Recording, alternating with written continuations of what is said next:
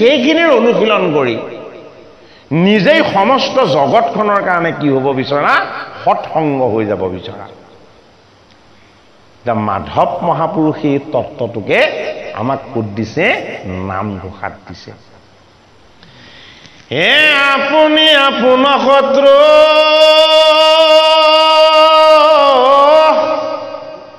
আপুনি আপোনাৰ বন্ধু হয় আপুনি আপোনাৰ ৰাখে মাৰে হে হৰিকণ ভজিনৰে আপুনি হয় নষ্ট হৰি ভজি আপোনাক তাৰে হৰি ভজি আপোনাক তাৰে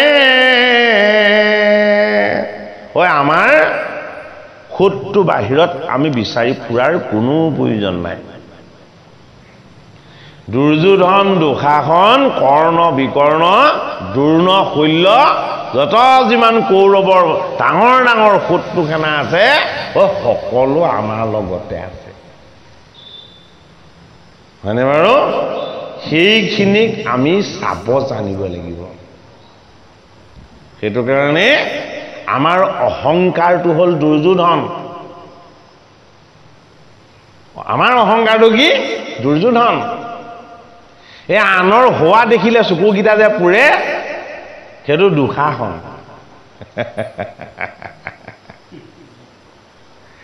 হয়নে ভাল কাম কৰি আছে ভালেই সৃষ্টি কৰি আছে জগত সংসাৰ সমস্তৰ প্ৰতি সেৱাই কৰি আছে হয়নে তাৰ মাজতে ছিদ্ৰ চাই পৰি সকলোতে তেওঁ ছিদ্ৰটো বখানি আছে হয়নে সেইজন শকুনি মামা ক'তনো বাহিৰত আছে চাবলৈ আহিছিলো নিজৰ দোষ চাবলৈ আহিছিলো বেলেগৰ গুণ এই জগত সংসাৰলৈ আমাক আনিছিলে কিয় আমি নিজৰ দুখখিনি যাতে নিজে চাই লওঁ আৰু বাহিৰত কি চাম বেলেগৰ কি গুণ আছে আৰু আমি কি কৰিলো বেলেগৰ দুখ চোৱাত লাগিলো আমাৰ নিজৰ গুণবিলাক চোৱাত লাগিলো হয় না নহয় যিটো চাব লাগে সেইটো নেচালো যিটো কৰিব লাগে সেইটো নকৰিলো গতিকে আমি অন্ধ হৈ থাকিলো নে নাথাকিলো হয়নে এজন অন্ধ ধৃতৰাষ্ট্ৰ যিটো কৰি আছো এইটোৱে সত্য এইটোৱে শুদ্ধ ইয়াৰ গত্যন্তৰ আৰু বেলেগ নাই ধৃতৰাষ্ট্ৰৰ ভাৰ্যা সেইগৰাকী কি গান্ধাৰী চকু দুটা আছিলে সেইটো কাৰণে কি কৰিলে মোৰ পিতৃ অন্ধ যেতিয়া মোৰ কাপোৰ মাৰি থকাই ভাল মোৰ স্বামী অন্ধ যেতিয়া হয়নে বাৰু ভাগৱত শাস্ত্ৰত ভগৱন্তই কাৰ নাম স্মৰণ কৰাইছে পুণ্যময় পবিত্ৰময় সাধু সন্ত মহন্ত ভকত বৈষ্ণৱ ঋষি মুনি যিসকলে কাই বাক্য মন এক কৰি ভগৱন্ত কৃষ্ণত শৰণ লৈ যিসকলে ভগৱান কৃষ্ণক ভজিছে গতিকে আমি আমাৰ দৃষ্টিটো যাতে কৃষ্ণৰ চৰণমুখী সদায় কৰি ল'ব পাৰোঁ দ্বিতীয় স্কন্ধত মহাভাগৱত মহাধৰ্ম কথা হে ৰাম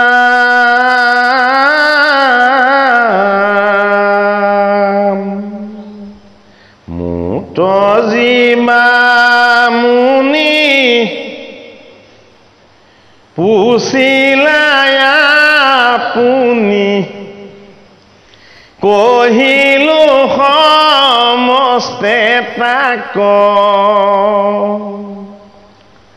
কৃষ্ণ বিনে আর নাহি কিছু সাৰ এহি কহে বেদবাদ হে কৈলো ভাগৱত তোমাৰ আগত কৃষ্ণ নামে মাত সাৰ হে মুত ভগৱন্ত পূৰ্বে কহিলন্দ হে মহিমাৰ নাহি পাৰ। দেৱঋষি নাৰদক সৃষ্টিকৰ্তা ব্ৰহ্মাই তেওঁৰ যদিও পুত্ৰ হয় কি বুলি সম্বোধন কৰিছে, মুত জীৱা মুনি পুছিলা আপুনি বুলি কৈছে। হে মুনি দেৱঋষি নাৰদ, আপুনি মোক যি সুধিলে মই আপোনাক সেইখিনি কলো। কোনখিনি কলো? যিখিনি সমস্ত কথা মই ব্ৰহ্মকল্পত দিব্য 1000 বছৰ সাধনা কৰি ভগৱন্ত প্ৰভু নাৰায়ণৰ প্ৰসাদত মই লাভ কৰিছিলোঁ, সেইখিনি কথা মই এতিয়া আপোনাক কলো। এতিয়া পুত্ৰক কি বুলি সম্বোধন কৰিছে? আপুনি বুলি সম্বোধন কৰিব লগা হ'ল। এইটো জানো আমাৰ সাধাৰণ সমাজ ব্যৱস্থাত প্ৰচলিত হয়? নহয়। ভাগৱতত কিয় সেয়া প্ৰচলিত কৰা হৈছে? নাৰদে পুত্ৰ ৰূপত দেখা নাই, নাৰদক সৃষ্টিকৰ্তাই পুত্ৰ ৰূপত দেখা নাই, তেওঁ গৃহলৈ অহা অতিথি ঈশ্বৰ ৰূপত দেখিছে। সেইটোকে কৈছো, ঈশ্বৰ ৰূপত দেখিছে। গতিকে আমাৰো যাতে ভাৱ চিন্তনবিলাক ঈশ্বৰমুখী হয়, মহান হয় যাতে। হে তুমি সৰ্বজান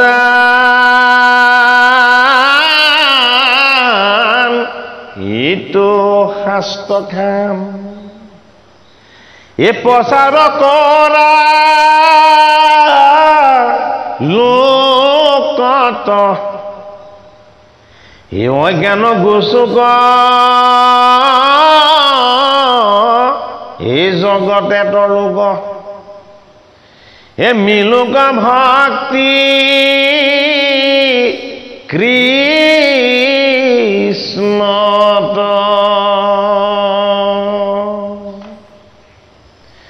হে কিন্তু মুনিবৰ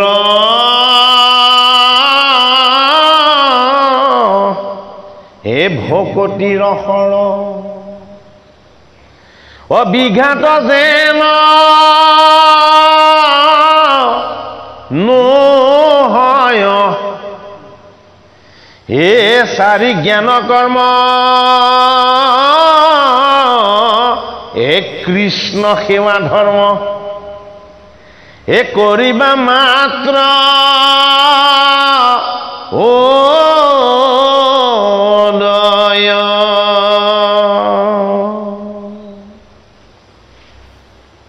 কি বুলি ক'লে?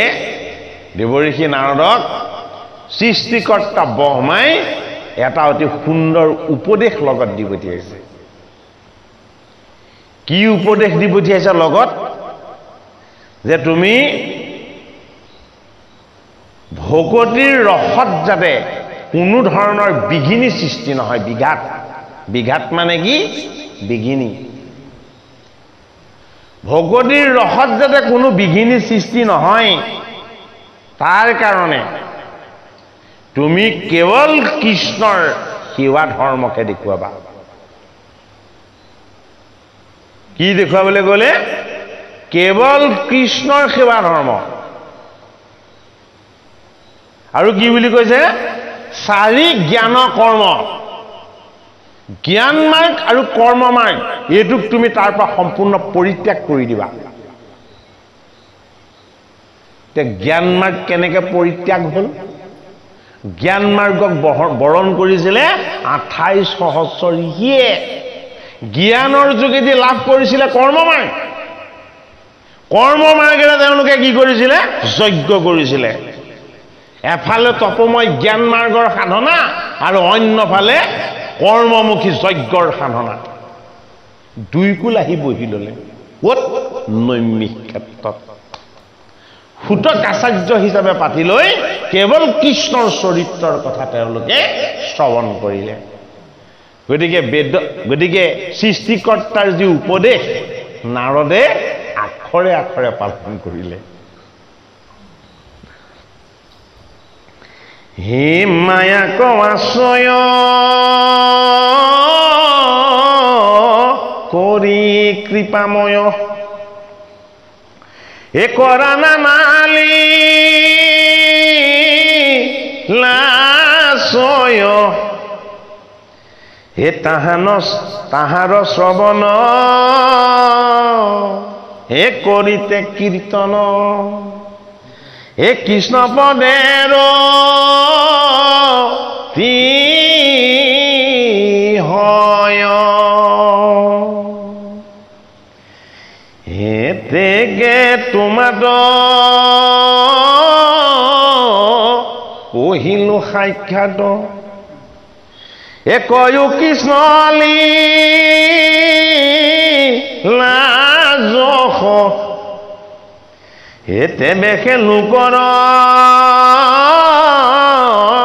হৈবেক কৃষ্ণৰ এ চৰণত প্ৰেম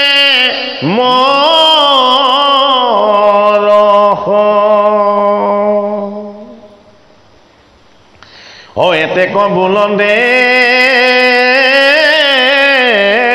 নয়নৰ সন্দে এ বহিমে কলৈ লজল হৰিপ্ৰদ হৃদি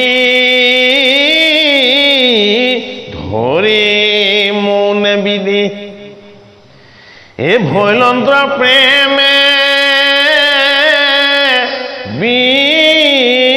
বিহ্বল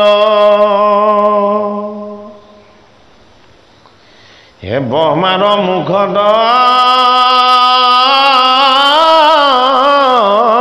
কৃষ্ণ লীলা যত হে শুনি মুনি কৃপাময়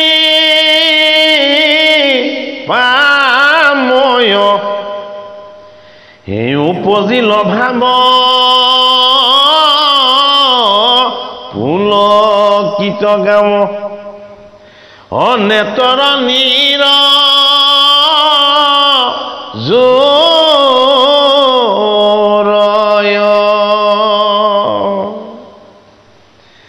হদিয়া কৃষ্ণ দাস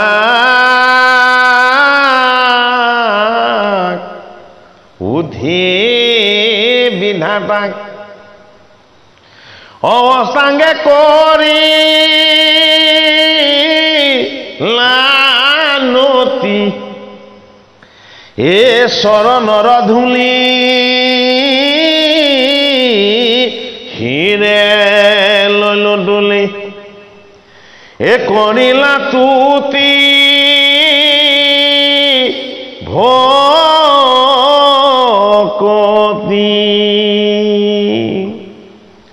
কৃষ্ণৰ গুণ যশ আৰু লীলা হে মোৰ মানস পুত্ৰ মুনিবৰ আপুনি জগতত এনেদৰে প্ৰচাৰ কৰিব যাতে কেৱল কৃষ্ণৰ যশ গুণ আৰু তেওঁৰ লীলা কেৱল কৃষ্ণত ভগতি কৰ্ম মাৰ্গ আৰু জ্ঞান মাৰ্গবিলাকে যাতে তাত কোনো কাৰণত প্ৰৱেশ হৈ কেতিয়াও কৃষ্ণ ভক্তিত যাতে অন্তৰায় বা বাধা সৃষ্টি কৰিব নোৱাৰে এই বুলি কৈ সৃষ্টিকৰ্তা ব্ৰহ্মাই দুই চকুৰে চকু পানী টুকি টুকি তেওঁ বিনাবলৈ ল'লে কান্দিবলৈ ল'লে কিয় কান্দিছে যে সহস্ৰ বছৰ সাধনা আৰু তপস্যাৰ বলত জগতৰ হৰি নাৰায়ণৰ পৰা এই মই ভাগৱত লাভ কৰি মই হৃদয়ত ধৰি ৰাখিছিলোঁ উপযুক্ত পাত্ৰৰ অভাৱত মই দিব পৰা নাছিলোঁ কিন্তু হে দেৱঋষি আজি তোমাক মই উপযুক্ত পাত্ৰ পালোঁ মই তোমাক এই ভগৱন্ত কৃষ্ণৰ একান্ত ৰহস্য ভগতি মই তোমাক দান কৰিলোঁ ইয়াৰ দ্বাৰা তোমাক কৃষ্ণৰ দৰ্শন হ'ব কৃষ্ণৰ স্পৰ্শ হ'ব কৃষ্ণৰ কৃপাৰ পাত্ৰ হ'ব তুমি পাৰিবা আৰু সৃষ্টিকৰ্তাক অষ্টাংগে প্ৰণিপাত কৰিছে কোনে দেৱঋষি নাৰদে কিয় কৰিছে যে যিজন কৃষ্ণৰ মোৰ পৰিচয় হোৱা নাছিলে যিজন কৃষ্ণৰ গুণ কীৰ্তন আৰু যশ যদিও মই গীত গাই ফুৰো কৃষ্ণ ভক্তিৰ যে ইমান মহিমা মই অনুভৱ কৰিব পৰা নাছিলো আজিৰ পৰা হে সৃষ্টিকৰ্তা আপুনি মোৰ ঈশ্বৰ হ'ল কি হ'ল গুৰু হ'ল আজিৰ পৰা আপুনি মোৰ গোবিন্দ হ'ল তাৰ পাছতহে নাৰদৰ কৃষ্ণ দৰ্শন হৈছে গুৰুৰ কৃপাতে সমস্তখিনি সম্ভৱ হয়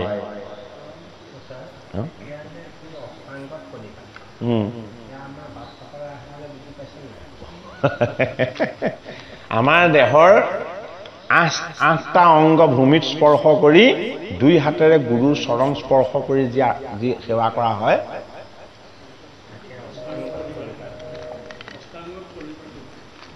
তাক অষ্টাংগ প্ৰণিপাত বুলি কোৱা হয় কিন্তু আইসকলৰ সেইটো নাই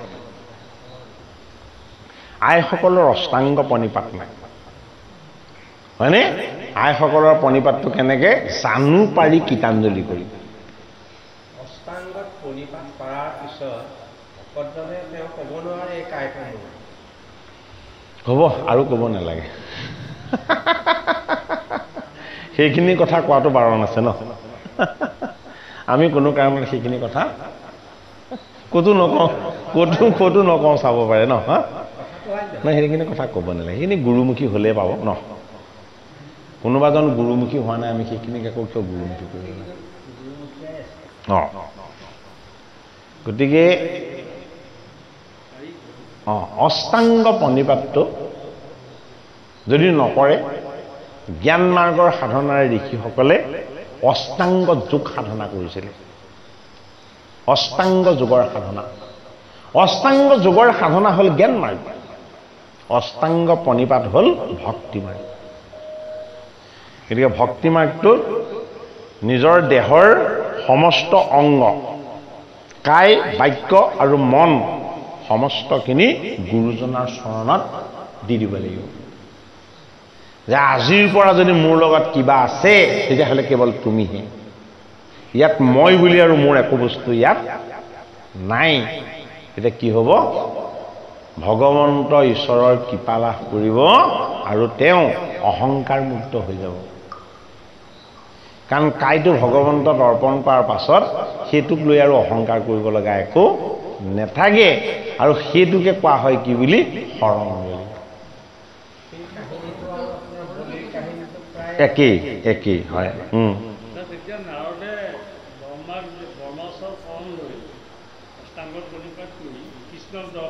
কৃষ্ণক দৰ্শন কৰে তেতিয়াহে পাইছে কৃষ্ণৰ ৰূপটো কিমান মধুৰ নাৰদে তেতিয়াহে গম পাইছে কৃষ্ণই যে অমৃত নাৰদে আনি বেদব্যাসক দিলে বেদব্যাসে শুকমুনিক পঢ়ালে শুকে পৰীক্ষিতক দিলে আৰু শুকে সুতমুনিক দিলে এয়া হ'ল নাৰায়ণ সম্প্ৰদায়ৰ তত্ত্ব তৃতীয় স্কন্ধত এই কথাখিনি ওলাব মানে তেতিয়া ভালকৈ এইখিনি কথা আমি আগ ধৰিম যে 2টা সম্প্ৰদায় আছে ভাগৱতৰ এটা হ'ল অনন্ত সম্প্ৰদায় আৰু অন্যটো হ'ল নাৰায়ণ সম্প্ৰদায় তেতিয়া গোটেই তাৰ বক্তা আৰু শ্ৰোতাৰ আমি তত্ত্ব দিশখিনিও ব্যাখ্যা কৰিম তাৰ যিখিনি তাত্ত্বিক দিশ হে ৰাম এ ব্ৰহ্মাৰ মুখত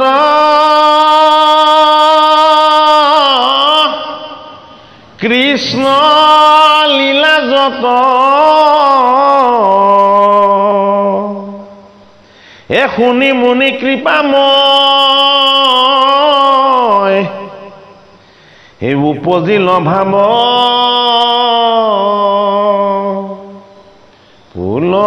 পুলকিত গাৱ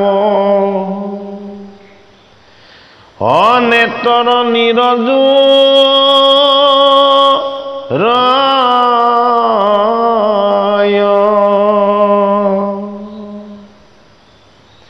এ দিয়া কৃষ্ণ ডাক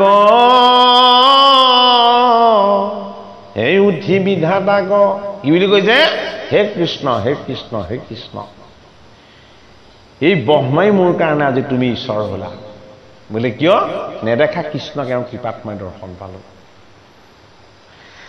হে অষ্টাংগে কৰিলা নদী হে চৰণৰ ধূলি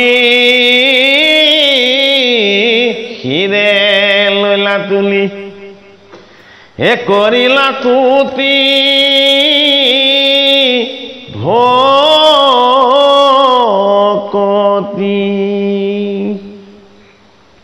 কেনেকে ব্ৰহ্মাদেৱক গুৰু হিচাপে স্তুতি কৰিছে সৃষ্টিকৰ্তা ব্ৰহ্মাই তেওঁ হাতত দিব্য বীণাখন আছেই হে বীণাক বজাই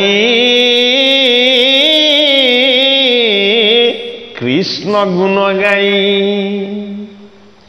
অ আনন্দে ৰহি লা কথা হে কৃষ্ণ প্ৰসাদত ভৈল সমাপত এই সপ্তম অধ্যায়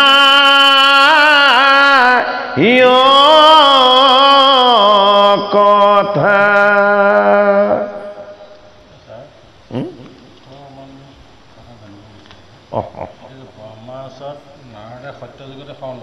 হয় কিন্তু আকৌ যে কাহিনী এটা যে পাওঁ নাৰদে ভেড়াখীয়াজনৰ ওচৰত যে সেয়া হ'ল বেছিকে জনাসকলে নিৰ্মাণ কৰা কাহিনী যিসকলে শাস্ত্ৰতকৈও বেছি জানে হয়নে নহয় বাৰু আমি আৰু তাৰ ওপৰত একো মন্তব্য দিব নোৱাৰো না হা এতিয়া স্বয়ং ভগৱানে কৈ আছে ভাগৱত মানে বাংময় মূৰ্তি ভগৱান এতিয়া সেইবিলাক কাহিনী আকৌ শুনে নেকি কৰবাত সেই কাহিনীবোৰ প্ৰায় বিলুপ্ত হোৱাৰ নিচিনা হৈছেনে নাই বাৰু হা আগৰ মুখৰোচক কাহিনীবিলাক এতিয়া সমাজত নাইকিয়া হৈছেনে নাই বাৰু হা এইবোৰ কাহিনী নাই নাই ভিত্তি নাই ক'ত আছে বুলি সুধিলে তাৰ উত্তৰ দিব নোৱাৰেতো কিন্তু ভাগৱতত আছে ইয়াৰ উত্তৰ আছে হয় নাই সত্যযুগতে খন আৰে সত্যত শুকৰ জন্ম নাৰদৰ খন শুকে জন্ম লৈছে সত্যত নাৰদে শৰণ লৈছে সত্যত শুকে শৰণ লৈছে এটা যুগত ক'ত জনকৰ ওচৰত বৈষ্ণৱৰ ওচৰত ভাগৱত কেতিয়া পঢ়িছে পিতৃগুৰুৰ ওচৰত দাপৰ যুগত আৰু কীৰ্তন কেতিয়া কৰিছে কলিৰ সন্ন্যাত সত্যত জন্ম এটাত শৰণ দাপৰত শুকে পঢ়িছে ভাগৱত শাস্ত্ৰ পিতৃগুৰুৰ ওচৰত আৰু কলিৰ সন্ধ্যাত কৰিছে কীৰ্তন হয়নে কলিৰ সন্ধ্যাত যেতিয়া গংগাৰ পাৰলে এই শুকদেৱ ভগৱান নৃত্য কৰি কৰি ইখন ইখন হাঁহি আহিছে তেতিয়া ৰূপটো কি বুলি কৈছে 16 বছৰীয়া তৰুণ বুলি কৈছে নে নাই কিয় ঋষিসকল উঠি নিদিব উলম্ব হৈ নিদিব সেইটো তেওঁ কায়িক দেহেই নহয় আত্মাৰহে বিদ্যা আৰু ক্ষয় নহয় হয়নে বাৰু তেওঁ নিজেই মহাভাগৱত হৰিৰ গুঞ্জ কেনেকে এই মত্যটানি নমাই দিব লাগিব তাৰ ৰাস্তাটোৰ কাৰণে তেওঁ সেইখিনি কৰি দেখুৱাইছে হেৰা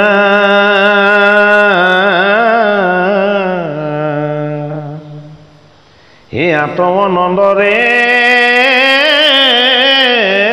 পাছে নিপমৰে এ শুকৰ চৰ নচাই এ শুনা মহামুনি কৃষ্ণ কথা শুনি হে মোৰ তৃষ্ণা বাহি যায় এতিয়া কথাখিনি কোনে কৈ আছে কিমান ধুনীয়া এটা সিস্টেম বা পৰম্পৰা বা নিয়ম চাওকচোন কথাখিনি খুলিছে ক'ত শিষ্যই খুলিছে কোন শিষ্য শুকৰ শিষ্য হ'ল সুত ক'ত নৈমিষ ক্ষেত্ৰত শিষ্যই কথাখিনি কৈছে কেনেকে কৈছে বোলে মোৰ গুৰু শুকে গংগাৰ পাৰত পৰীক্ষিতক যিখিনি কৈছে আৰু সুকমুনিয়ে কি বুলি কৈছে যে মই পিতৃগুৰুৰ কৃপাত যিখিনি পাইছো হে পৰীক্ষিত মই তোমাক এতিয়া সেইখিনি কম এইখিনি কথা মোৰ পিতৃগুৰু বেদব্যাসে যেতিয়া মোক কৈছিল যে এই কথাখিনি ব্ৰহ্মাৱৰ্তত সৃষ্টিকৰ্তা ব্ৰহ্মাই তেওঁৰ মানস পুত্ৰ দেৱঋষি নাৰদক কৈছিল দেৱঋষি নাৰদক কোৱা কথাখিনি পাণ্ডৱ নদীৰ পৰীক্ষিতক সুখদেৱ ভগৱানে কৈছে মানে বাৰু কওঁতাজনৰহে সলনি হৈছে কথাৰ একো কিন্তু লৰচৰ হোৱা নাই সেইটো কাৰণে বৈকুণ্ঠৰ কল্পতৰু ভাগৱত শাস্ত্ৰ এই কথাৰ বিন্দু মাত্ৰ একো কেতিয়াও লৰচৰ হ'ব নোৱাৰে কোনো পৰিৱৰ্তন হ'ব নোৱাৰে কি আত্মাৰূপ আত্মা যিদৰে অপৰিৱৰ্তনীয় হ্ৰাস বৃদ্ধি ক্ষয় একো নহয় ভাগৱত কথাৰো কোনো ক্ষয় বৃদ্ধি কেতিয়াও নহয় তত্ত্বটো আমাক দেখালে কি বুলি সৃষ্টিকৰ্তা ব্ৰহ্মাৰ চৰণ চুই দেৱঋষি নাৰদে দিব্য বীণাখন বজাই কৃষ্ণ কৃষ্ণ নাম গাই গাই সৃষ্টিকৰ্তা ব্ৰহ্মাৰ চৰণত যিদৰে অষ্টাংগে প্ৰণিপাত কৰিলে শুকৰ চৰণত পাণ্ডৱৰ নাতি পৰীক্ষিতেও এয়া কথা শুনি অষ্টাংগে প্ৰণিপাত কৰিছে এইখিনি কথা শুনি সৌনকাদি সহস্ৰ ঋষিয়েও সুতৰ চৰণত পৰি প্ৰত্যেকেই প্ৰণিপাত কৰিছে মানে বাৰু কিয় গুৰুৰ যদি কৃপা বা আশীৰ্বাদ নহয় এই কথাৰ ভাগ কেতিয়াও লাভ কৰিব নোৱাৰে এতিয়া পৰীক্ষিত নিপতিয়ে গুৰু ভগৱান শুকক কৈছে যে হে মোৰ ঈশ্বৰ হে মোৰ গুৰুজন মই এতিয়া এই সংসাৰত একো কথাই শুনিব নিবিচাৰোঁ কেৱল আপোনাৰ মুখপদ্মা আপুনি মোক কেৱল কৃষ্ণৰ অমৃত পান কৰাওক মই কেৱল এতিয়া শ্ৰৱণ কৰিব বিচাৰোঁ কাৰ কথা ভগৱান কৃষ্ণৰ গুণযশৰ কথা হে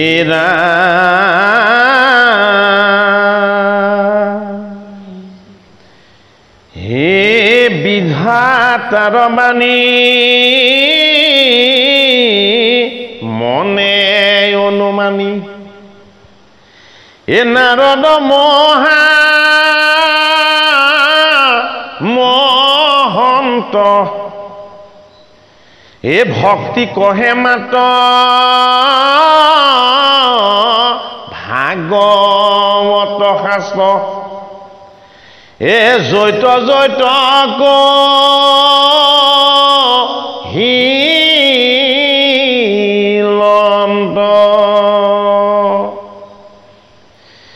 এ শিশৱ কথা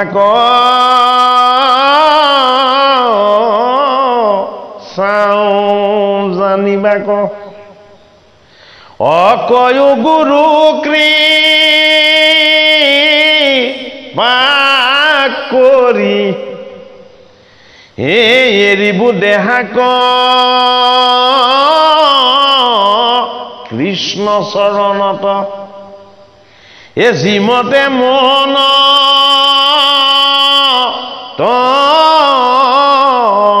ধৰি শ্ৰৱণ কীৰ্তন কৰে যিটো জন অতান হৃদিক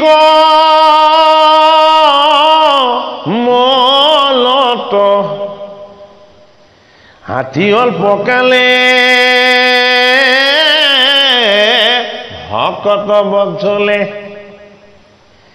এ হৈব দয়াসী বেকত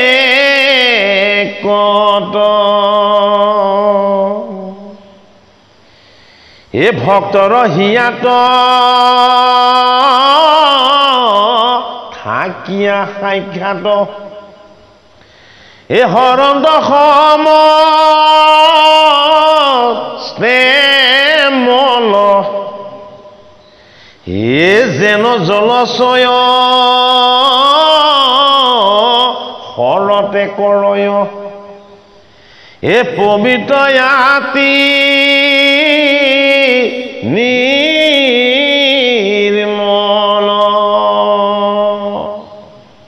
জলৰ যতে কমল যেহন শৰত কালে স্বভাৱতে নিৰ্মল হয়। এতিয়া জলটো স্বভাৱ সুলভ ভাৱেই যেতিয়া শৰৎকাল আহি যায় আৱৰ্জনাবিলাক চব তললৈ বহি যায়, ফটফটীয়া হৈ জলখিনি কি হৈ পৰে? পৰিষ্কাৰ হৈ পৰে। এইটো শৰতৰ বৈশিষ্ট্য, শৰৎ ঋতুৰ সেইটো ধৰ্ম,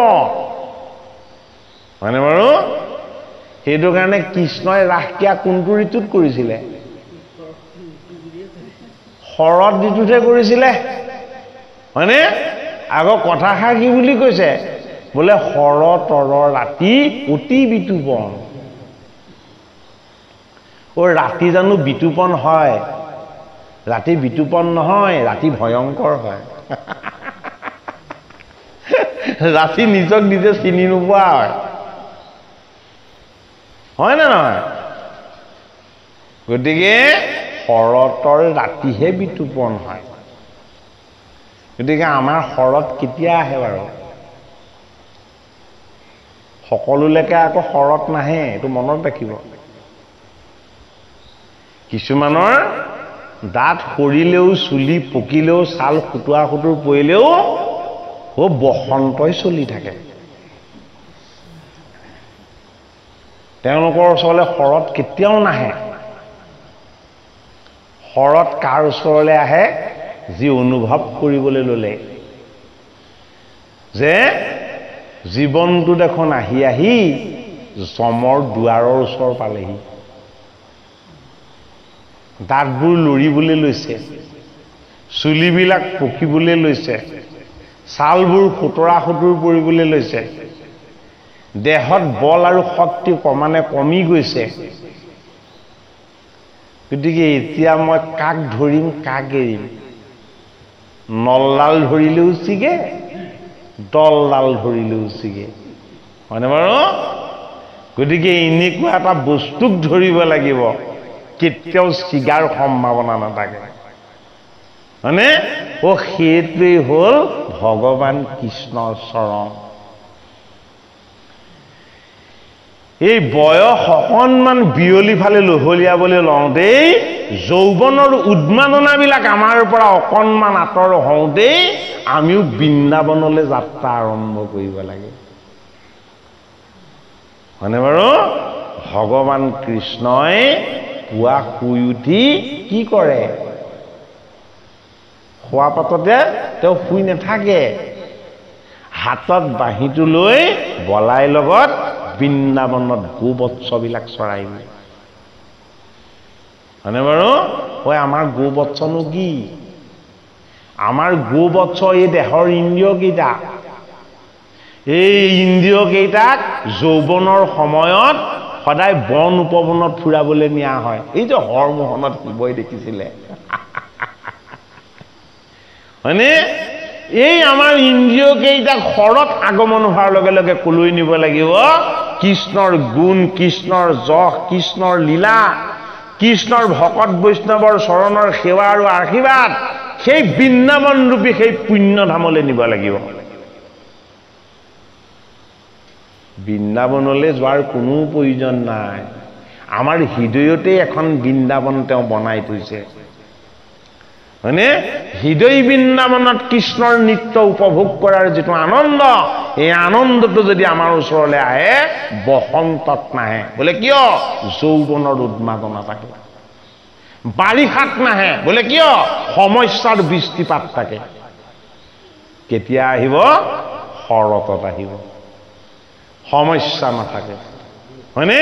যৌৱন নাথাকে, আকাংক্ষা আৰু কামনা নাথাকে। কি থাকিব? কেৱল নিৰ্মল এটা মন। আমাৰ তেতিয়া ইন্দ্ৰিয়বিলাক কি হয়? পবিত্ৰ হয়, শুদ্ধ হয়। সেইটো কাৰণে যদিও ধৰিও কুমাৰকালে ভাগৱত ধৰ্ম, গভীৰ ভক্তিটো শৰততে হ'ব। কিয়? ভক্তিৰ লগত জীৱনৰ সময়ৰ এইবিলাকৰো এটা সম্বন্ধ আছে। কথাখিনি আইসকলে ভালকৈ বুজি পাইছেনে বাৰু? নে কিবা খুটি নাতি থাকি গৈছে নেকি আকৌ আপোনালোকে অকণো শংকা নকৰিব যদি আপোনালোকৰ কিবা মনত শংকা থাকে সন্মুখত যেতিয়া পাইছে আপোনালোকে সুধিব পাৰিব এই সুধিব পাৰিব হ'ব এ যি সম কথা ক চাওঁ জানিবা ক একয়ো গুৰু কৃপা কৰি এৰিব দেহা ক কৃষ্ণ চৰণ ক অজিমতে মন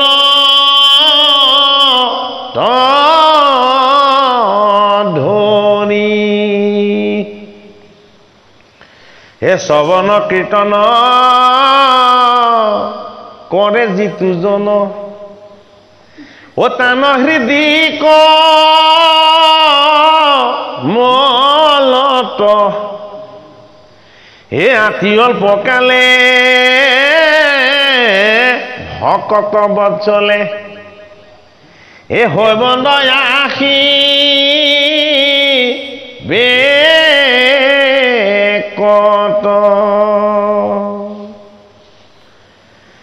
হে কৃষ্ণ সেৱা ধৰি হে মন শুদ্ধ কৰি হে নেৰে কৃষ্ণ দয়াৰ এ যেন পৰবাসী ৰৈল গৃহে আহি এৰায়া দুখ নিকাৰ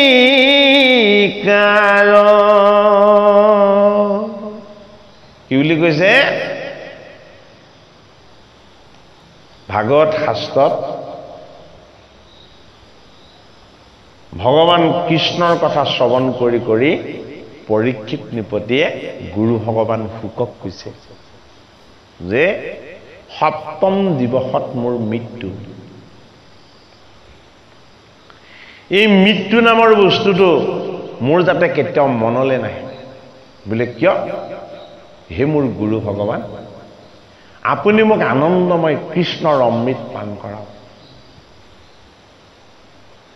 মৃত্যু দুখময় যান্তনাময় আৰু বিষময় কৃষ্ণ কি আনন্দময় নিত্যময় চৈতন্য আৰু কি অমৃত গতিকে মৃত্যুতকৈ কৃষ্ণ বহুত বেছি মধুৰ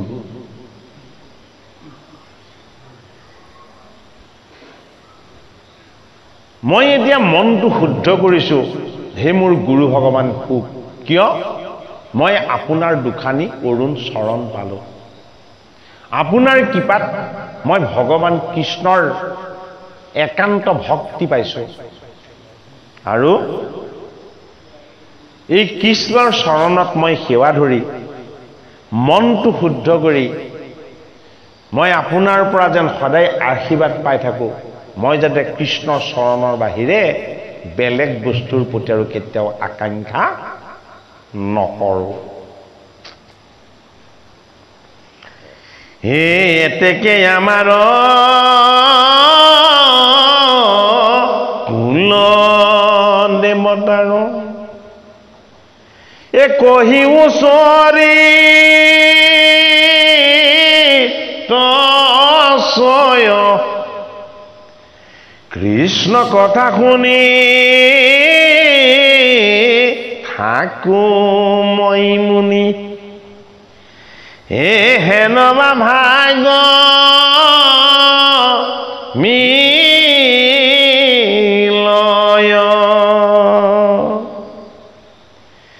এ সুতে কৌতুকত কহে সৌনকত হিমতে পবৰ এই সভাৰ মধ্যত আদৰে শুকত এ কৰিলা প্ৰশ্ন বিস্তৰ শৌনক আদি সহস্ৰ ঋষিক শুকদেৱৰ শিষ্য সুতে ক'লে যে হে ঋষি সমস্ত নৃপতি পৰীক্ষিতে এইদৰে তেখেতৰ গুৰু ভগৱান শুকদেৱক ভগৱান কৃষ্ণৰ অমৃত তেওঁ পান কৰিবলৈ ইচ্ছাই কেৱল আছে বুলি কৈ অনেক প্ৰশ্ন তেওঁ কৰিলে আৰু যি প্ৰশ্ন কৰিছে মই এতিয়া তাৰ অলপ অংশ আপোনালোকক জনাম হে প্ৰশ্ন ছয় শুনি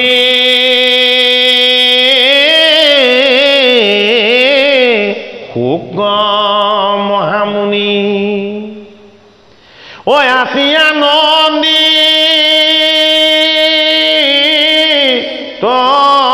ভৈলা কৃষ্ণৰ চৰণ স্মৰি একমনে এ ভাগৱত গৈ বেলুইলা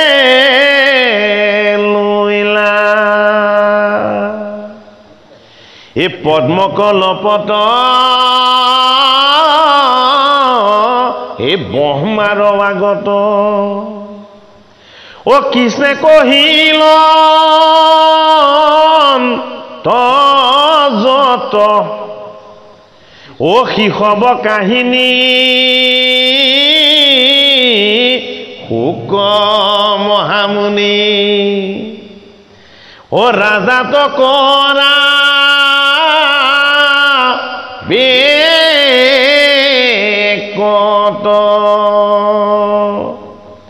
এ শুনা নৰ নাৰী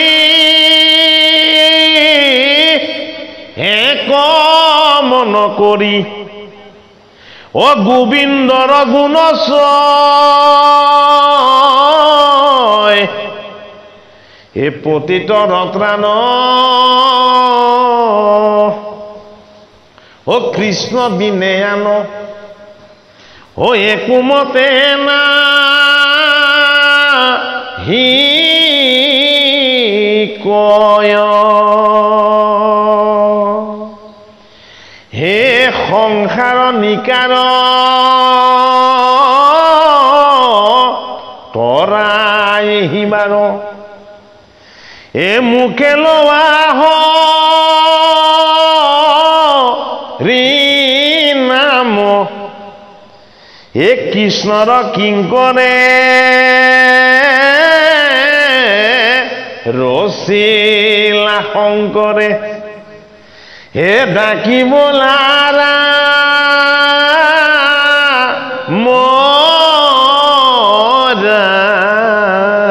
মৰাম হৰি ৰাম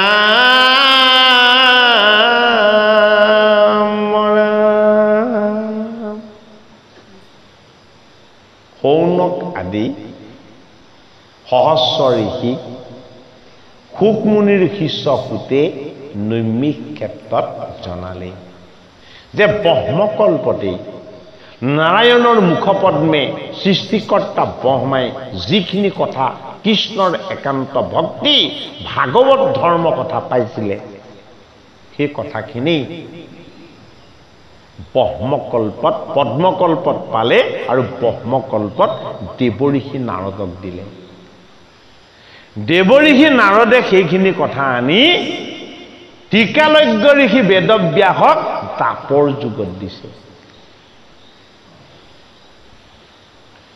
বেদব্যাসে এই ভাগৱত প্ৰণয়ন কৰিলে আৰু তেওঁৰ প্ৰাণৰ পুত্ৰ শুকক বাকী পুৰাণ তেওঁ পঢ়োৱা আছিলে নে নাই আমি নাজানো কিন্তু ভাগৱত পুৰাণ তেওঁৰ প্ৰাণৰ পুত্ৰ শুকক তেওঁ পিতৃ আৰু আধ্যাত্মিক গুৰু এই আসনত বহি শিষ্য ৰূপেৰে তেওঁ শুকক এই ভাগৱত শাস্ত্ৰ পঢ়ালে শিকালে আৰু বুজালে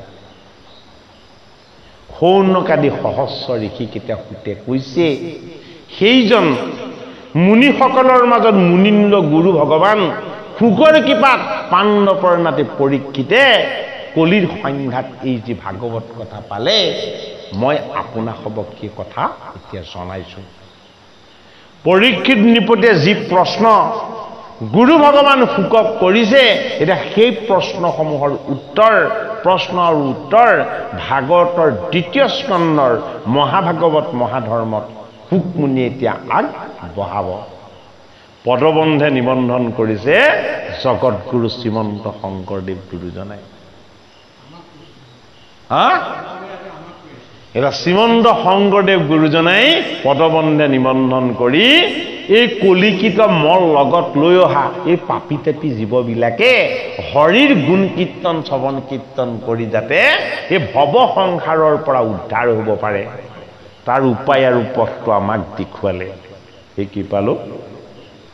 ভকত বৈষ্ণৱ তথা আই সমস্ত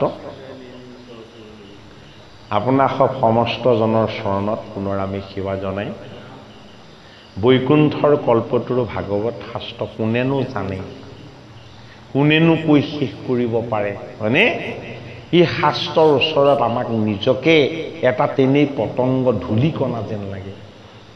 তথাপিতো আপোনাসৱৰ কৃপা, গুৰুৰ আশীৰ্বাদ, ভগৱন্তৰ দয়া, এয়া এক কৰি আজি আপোনালোকক ধাৰাবাহিকভাৱে আমি ক্ৰমশ এই ভাগৱত কথা শ্ৰৱণ কীৰ্তনত সেৱা আগবঢ়াবলৈ আমি ভগৱন্তৰ কৃপা পাইছোঁ।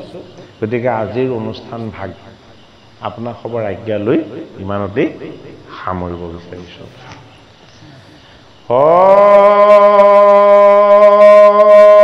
হৰি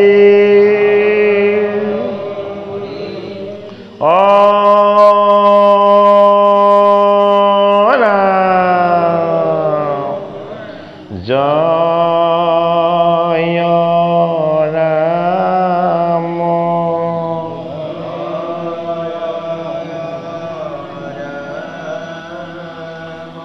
জয় নাৰায়ণ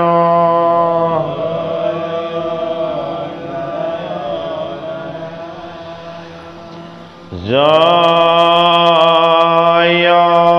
কৃষ্ণ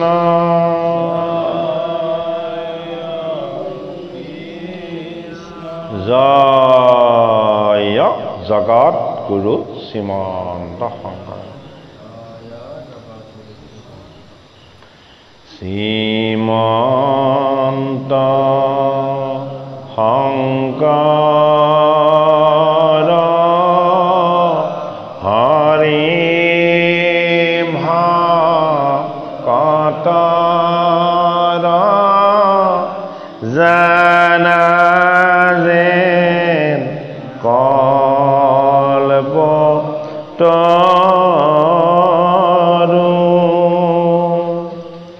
তাহান্ত বিনাই